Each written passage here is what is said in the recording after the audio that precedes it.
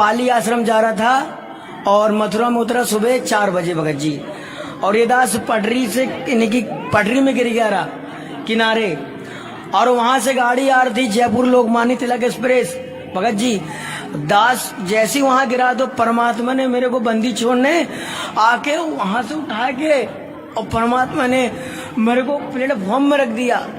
तो मैं कैसे मानूं कि मेरा परमात्मा जेल में, मेरा परमात्मा उनके अपने बच्चों के साथ रहता है जी। नमस्कार दर्शकों, हमने बहुत सुना है संत रामपाल जी महाराज जी के बारे में। कहते हैं कि उनकी नाम दीक्षा लेने से, सद्भक्ति करने से बहुत सारे श्रद्धालुओं को लाभ मिलते हैं। आज ऐसे ही एक श्रद्धालुगण हमारे साथ जुड़े हुए हैं, उनसे हम जानकारी लेंगे उनको सद्भक्ति करने से क्या लाभ मिले। सर नमस्कार। नमस्कार सर। सर आपका नाम? मेरा नाम प्रकाश दास जी। सर आप क्या करते हैं? सर मेरा कार्य है, मोबाइल बनाता हूँ, सोल्डिंग करता हूँ, जबलपुर में दुकान है मेरी। अच्छा, तो सर आप जैसे आपकी आंखें जो हैं, तो आप मतलब सूर हैं, तो आपको कैसे संभव है कि आप ये मोबाइल बना सकते? जी ये दास पहले ये दास जब संत रामपाल जी महाराज जी से नहीं जुड़ा था तो ये दास ब्रह्मा विष्णु महेश जी की भक्ति करता था जी। दास ने जैसा जो बोलता रहा कि भाई मंडली में चलो, मंडली में गया, और भी कावड़ी और भी बहुत से दास ने भक्ति की, बहुत कठिन। तो दास के साथ कोई लाभ नहीं, उल्टा हानि हो रहा था भगत जी। अच्छा जी, तो संत रामपाल जी महाराज जी के बारे में आपको कहाँ से जानकारी मिली? संत रामपाल जी महाराज जी के बारे में हमारी बहन जी हैं, मौसी की लड़की हैं, तो उन्होंने बताया कि आप संत रामपाल जी महाराज जी से नाम दीक्षा लें और परमात्मा धरती पे आचो को वो ही सब कुछ करेंगे आपका। तो फिर आप संत रामपाल जी महाराज जी के शरण में गए? जी संत रामपाल जी महाराज जी के शरण में सन 2018 में गया था भगत जी। जो भक्ति साधना आप पहले कर रहे थे, हिंदू धर्म के मान्यता का जो सनातन धर्म से जो भक्ति साधनाएं चल रही है, तो जो आप संत रामपाल जी महाराज के शरण में आए उसमें आपको क्या भिन्नता लगी? भिन्नता ये लगी कि सब जो सच्चा ज्ञान है, जो संत जो अपने जो ग्रंथों में पूरा प्रमाण है, और गीता, बाइबल, वेद, पुराण, शास्त्र सब में बाइबल है कि परमात्मा साकार है, परमात्मा मिलता है सबको, परमात्मा अपने बच्चों के हमेशा साथ रहता है जी। परमात्मा आप किसे संबोधित कर रहे हैं? परमात्मा हमारे सद्गुरु रामपाल जी भगवान जी। अच्छा, तो हम आपसे जानकारी लेना चाहते हैं कि आपको संत रामपाल जी महाराज से नाम दीक्षा लेने के बाद कोई लाभ मिला? संत रामपाल जी भगवान जी से नाम दीक्षा लेने के बाद सबसे पहले मेरे को मोक्ष का लाभ मिला, मोक्ष का मार्ग मिला। और दूसरा लाभ भगत जी, हम आपको थोड़ा रोकना चाहेंगे, हम आपसे जानकारी लेना चाहेंगे कि मोक्ष क्या होता है? मोक्ष वो होता है कि जो इंसान जन्म मरण के चक्रव्यूह में नहीं आता है उसका मोक्ष हो जाता है। वो प्राणी धरती पे दोबारा इस काल के लोक में नहीं आता है। मोक्ष वो होता है। आज हम देवी देवता की इतनी भक्ति करते हैं, क्यों करते हैं? कि हमको मोक्ष मिले। और कई साधु संत जो नकली होते हैं क्या बोलते हैं कि भाई आपके जो कर्मों में है वो आपको मिलेगा। जब वो हमको मिलेगा तो भक्ति करने से क्या लाभ बताइए आप? तो संत रामपाल जी महाराज जी की भक्ति करने के बाद क्या प्रारब्ध के कर्म कट जाते हैं? जी, संत रामपाल जी भगवान जी के शरण में आने के बाद सारे पाप जो अपने जो रहते हैं युगों के, परमात्मा सब काट देता है। जिसे दास को बचपन से बिल्कुल नहीं दिखता था, एक टपका जिसे कहते हैं ना, एक टपका, वो सा एकदम बिल्कुल ना के बराबर में नहीं दिखता रहा मेरे को। सद्गुरु रामपाल जी भगवान जी की दया से मेरे को जैसे ही नाम लिया 2 महीने बाद सद्गुरु रामपाल जी महाराज जी ने दास की आँख खोल दी है। तो आप बता रहे हैं कि संत रामपाल जी महाराज जी से नाम दीक्षा लेने के बाद आपकी आंखों में दिखने लगा है। जी। तो हम आपसे जानना चाहते हैं कि आपके जैसे ही भाई बहुत सारे सूर हैं जी, आप उनको क्या मैसेज देना चाहोगे? मैं ये देना चाहता हूँ कि भाइयों, आप लोग ये झूठी साधनाओं में, गलत साधनाओं में देखो ना पड़ो। देखो आज धरती पे परमात्मा है और साक्षात पूर्ण ब्रह्म है। अगर आपने ये मौका चूक गए तो कल को आपको मानव जन्म मिलेगा, और मान लो फिर आपको परमात्मा नहीं मिलेगा तो वो मानव जन्म आपका व्यर्थ है। इसलिए कहा जाता है कि मानव जन्म दुर्लभ है, ये मिले ना बारंबार, और तरवर से पत्ता टूट गिरे पौर न लगता डार, सकल पदार्थ है जगमाही, भाग बिना नर पावत नहीं। तो आज ये अपना गोल्डन चांस से अपने को मानव जन्म भी मिला है और धरती पे परमात्मा भी है।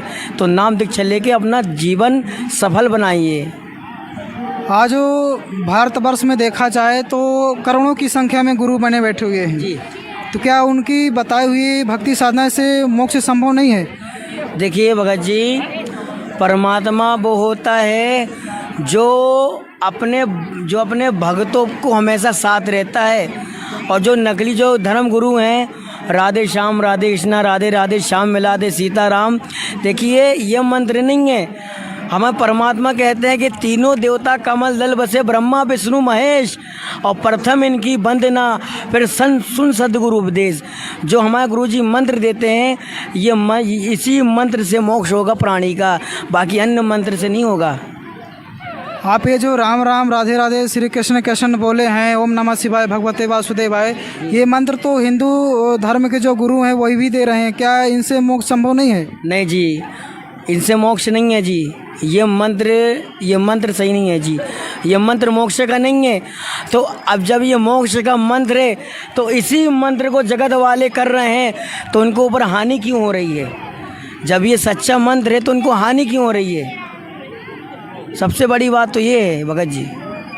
तो संत रामपाल जी महाराज जी जो मोक्ष मंत्र देते हैं, क्या वो शास्त्रों में प्रमाणित है? जी, शास्त्रों में प्रमाणित है जी भगत जी, मालिक की दया से। और ये दास ये भी कहना चाहता है, आपको बताना चाहता है कि जो लोग कहते हैं कि संत रामपाल जी महाराज जी जेल में हैं, तो वो उनका ये अंधविश्वास है। संत रामपाल जी भगवान जी जेल में नहीं है। गुरु जी कहते हैं बच्चों कि शब्द गुरु चित चेला रे, जो गुरु होता है वो शब्द और चित्त है जो चेला है।